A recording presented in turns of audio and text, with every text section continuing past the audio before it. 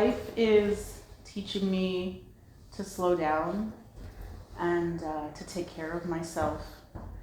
I've spent a lot of time trying to move quickly, and I realized that I haven't taken a lot of time to just breathe and enjoy and love and play and rest. Yeah. Is there a moment that you felt like, oh, I need to slow down?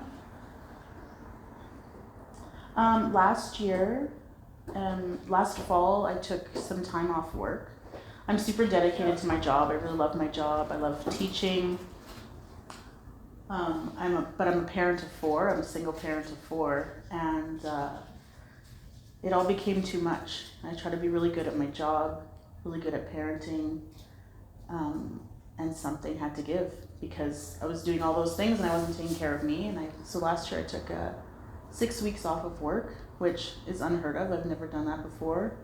My oldest child is 18 and I've never really had any alone time or quiet time. And for the first probably week, I just slept. I slept, during the day, and my body just needed me to rest and needed me to slow down. And taking that break gave me the clarity in time and space to actually do more. In a lot of ways, like I'm definitely more efficient now because I recognize the signs of burnout, the signs of exhaustion, the signs of, just overwhelm and even depression. So, I guess, slowing down, taking that 6 weeks and breathing, and I spent a lot of time with my kids during that time, but also a lot of time alone, which I don't do a lot of. As a parent of 4 and a teacher, I might have 60 kids in a year that I work with, and it's I don't spend a lot of time alone. And I thought I didn't really like being alone. I thought that was like a thing that was true about me, but it's not. Like, I actually enjoy my alone time now. So yeah, but I also really value important connection. I've lost a lot of less meaningful or more superficial connections. I've lost those connections, and I've developed a lot of deeper connections with a lot of people around me. So that's, teaching me to slow down, take time. I have a question. Absolutely. I'm not too sure, but growing up, was there ever things that you kind of felt like there was a lack of that you had, like as a child, from your parents? And if so, is there ways that you kind of want to bring that within like your children's life now? Mm-hmm. I think as a young person, I was always taught to think about the future and plan ahead and not, it was work in a way, right? Like I wanted, parents want you to grow up so that you can be a good contributing member of society, but that's all like economics, right? They don't think about, or my mother didn't really teach me a lot about self-care, and, I like to do a lot of, self-care type things with my children, give them long baths, or, do meditation and yoga and those kinds of things. And, they're not super into it yet, but I think just developing those skills, my son here, Mo, he has ADHD, and one of the things that we talk about a lot is breathing and just like practicing breath work.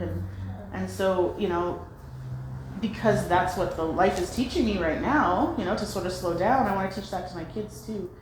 And it's hard when you have somebody with ADHD who struggles with slowing down, and it's, but I see it, like he doesn't have meltdowns quite in the same way, or he can kind of get a little bit of emotional control, a little bit of more regulation.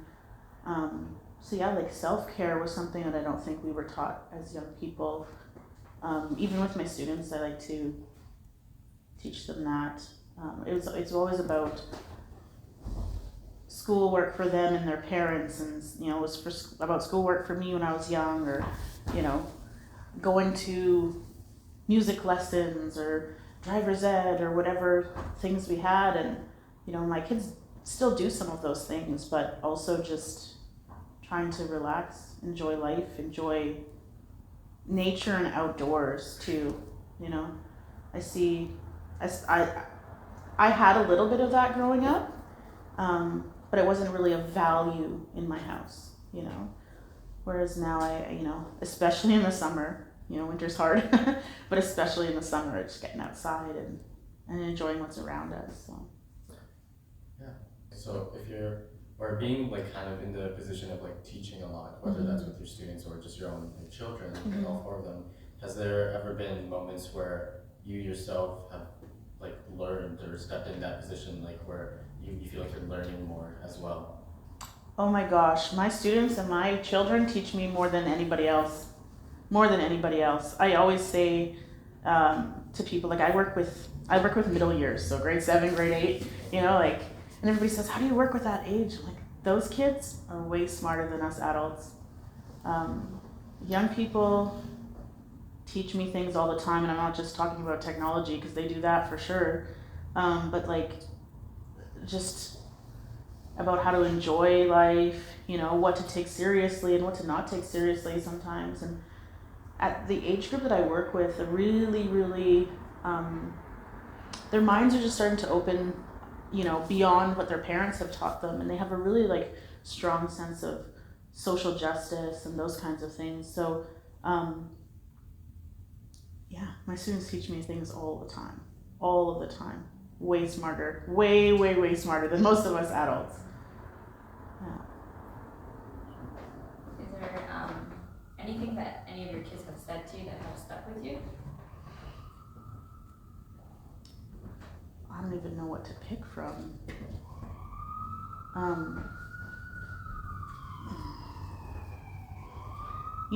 I usually at the end of the year, teachers get a lot of cards. So this year was my first year that I had a group that I had worked with for 3 years in a row, that they were graduating and moving on to high school.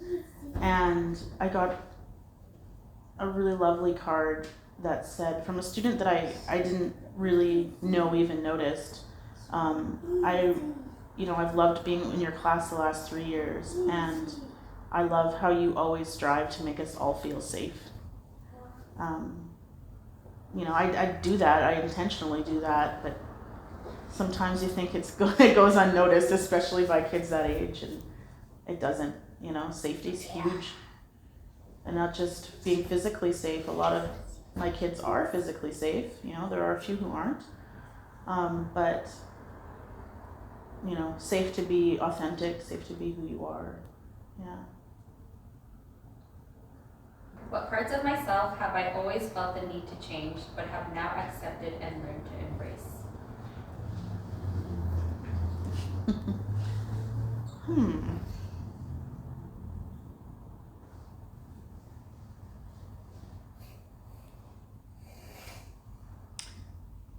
Honestly, I guess for me, this one is about like body and body image. I've never felt comfortable in my own skin, or I never did when I was young. When I was about 2 years old, I think I was a year and a half. Yeah, so close to 2.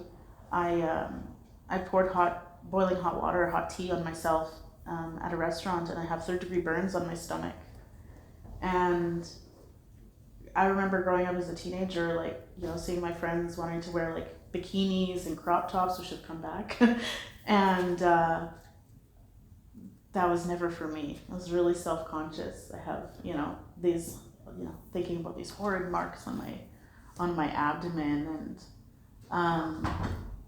so that's kind of where it started. And then I had my children really young, my first child really young, and your body changes rapidly. I was 17 when I had my first child, and so I was still a teenager, and my brain wasn't fully developed, and I was already insecure about my body. Now I have a new body after having children. I think a lot of women struggle with body issues, or body image issues, not just because of changing bodies, but also because of the pressure society puts on us. And I think actually that's one thing that the younger generation has really taught me, is, there's a lot of like body positivity, and whether it's like cliche or trendy or whatever, it's helped me a lot. So thank you to the younger people, because, and then, those of us with larger bodies on social media and, you know, different artists, and I just think it's been really wonderful. Yeah, I always wanted to change my body when I was younger, now, and I still get those thoughts once in a while, but for the most part I really try and embrace that. I don't get down like used to get down going shopping, and I don't really feel that way anymore. Yeah, that's huge. I guess from like where you are now, how's it like to look back and reflect maybe on how far you've come, even amidst maybe the things that you still have kind of lingering? Like, what is it like to kind of see things from? Yeah, I really wish that I could go back and tell that teenager and that early girl in her early 20s, just wear that bikini, just go, buy that whatever that you weren't sure could fit you or you could pull off, or don't feel like you have to hide yourself, not just your body, but when you hide your body you can sometimes you hide yourself. And I've always had a loud personality, but my personality always felt made up for. I was deflected with my loud sort of energy. It was deflecting from other things that I was struggling with. So yeah, I just wish I could tell myself just to be authentic and let those things go. Go for some counseling early. Don't wait till you're in your 30s and you're trying to sort out all the things that have happened between not just childhood, but in your early 20s or in your 20s, right? I don't know if you guys are in your 30s, but 30s has been my best decade. I've learned a lot, and I wish I could go back and tell myself like a lot when I was younger. Who knows if I believe myself? I don't know. But do you think that like the things that were like affirmed to you when you were younger, the things that you believed, I want to ask like how important is it to you to almost like reaffirm that like in a different kind of viewpoint, or reteaching the things that were, I guess, not taught to you the wrong way as you were younger, but just not the way you wanted? I guess with like your children, do you find that you are kind of like trying to almost deal with them where you're teaching whatever you didn't know at the time to? Yeah, I think sometimes I even overcompensate, like, what I wanted to teach, what I wish I would have known. I might even overcompensate as a parent in teaching my kids. I was raised with my mom, just me and my mom, and I had 3 boys first, and then I had a daughter, and I've always worked really hard to teach my boys to be young feminist boys, to be young feminist males. And I don't even know if overcompensate is the right word, but sometimes I'll say to my oldest is 18, he's gonna be embarrassed when he hears me say this, but I'll tell him like, it's not consent if you're out and you go to a party and somebody's drinking, and he's like, I know, Mom, like I know you've been telling me this for a long time, or I'll say like, watching those Andrew Tate videos. He's like, dear God, no, Mom. He came up to me one day and he was like, did you see all of this on social media? And he was like, well, maybe not more angry than I was, but he was just as angry as my nieces, and so I love seeing that. And maybe I did more than a lot of parents do, but I just think it was so necessary. With my kids too, one thing that they're in that I was never in is sports. I never did, like it wasn't, my parents didn't push me into sports as a child, and I pushed my kids into sports because I see how movement affects, it's good for the brain, it's good for academics, it's good for my boy who runs a lot. He needs extra movement, and a lot of the students that I've had in the past, I've been teaching, I'm going into my 11th year of teaching, dear God, and a lot of the students that I've had that I see that are really well-rounded.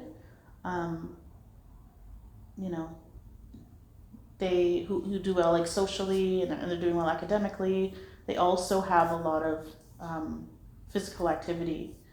Those kids might also, you know, have art and like different forms of art as well in their life. But I think giving my kids a very well-rounded sort of view or education, if you want to call it that, for my own kids is really important, because I think, you know, for me it was academics and music, and that was sort of it. Whereas there's a lot more to life, there's a lot more to explore. Be careful. Turn around.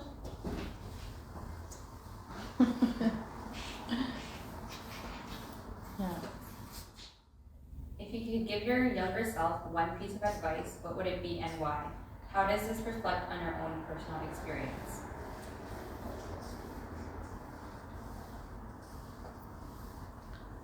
Gosh.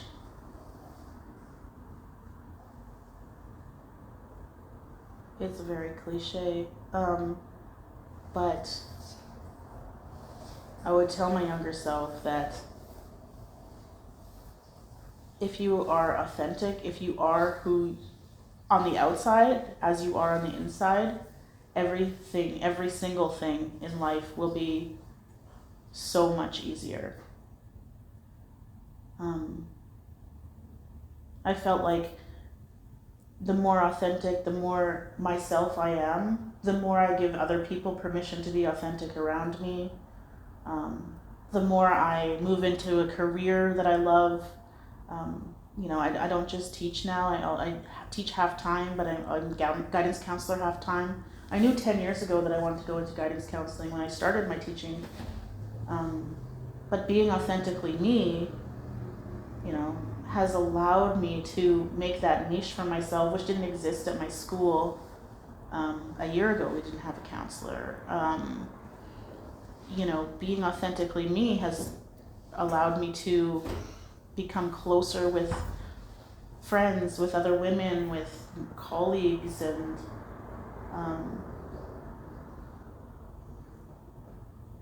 yeah, I think, yeah, authenticity is, you know, if you believe this is who you are, don't, you know, I would tell my younger self, like, just be that, just be that. Don't try and compensate here or there or anywhere else to try and fit into whatever mold you think you have to fit into. Just how you feel, who you are, be that. And if it's, you know, feels positive one day, that's great. If it feels negative one day, like, seek support. But it's okay to not be perfect. It's okay to, you know, not always get it right. It's okay to not always feel good. But if we're authentic about it, then we can always get support and guidance through those difficult times, instead of sort of suppressing it as well. Yeah. So we often think of ourselves, our younger selves from years ago, but is there something that you have learned recently in the last 6 months that you see a difference in yourself?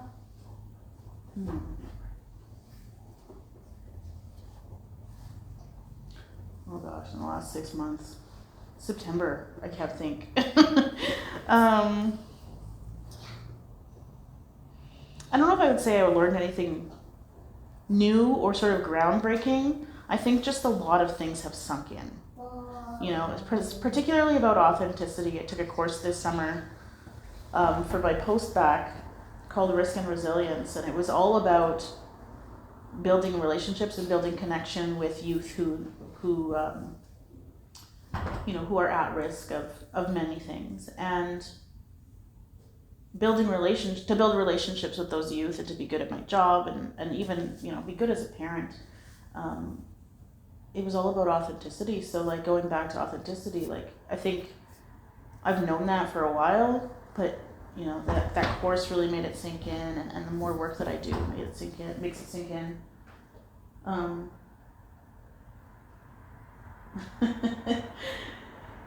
It's also made me appreciate and accept differences too, you know, the differences between my kids, the differences between me and family members. You know, I can't accept everything. I'm not that perfect. I can't accept everything. There's some things I just can't accept, but yeah.